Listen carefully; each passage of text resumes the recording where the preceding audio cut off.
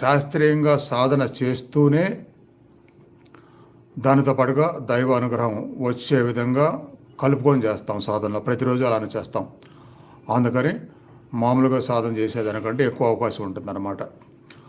అలా ఈరోజు ప్రధానంగా చేస్తున్న సాధన ఎప్పుడు చేసే కొన్ని చక్రాసులోనే ఆజ్ఞా చక్రం అనేది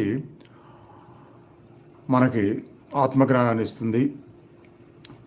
అలానే ఎలాంటి పొరపాట్లు జరగకుండా జీవితాన్ని సరైన దారిలో నడుచుకునే విధంగా మంచి జ్ఞానాన్ని ఇస్తుంది, మంచి ఆలోచనలు ఇస్తుంది.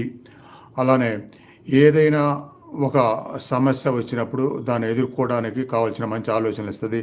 అలానే నిర్ణయాలు ఏది తీసుకోవాలి, ఏ నిర్ణయం తీసుకుంటే మనం చేసేవి ఏదైనా సరే సక్సెస్ అవుతుంది, ప్రమాదాలు రాకుండా ఉంటాయి.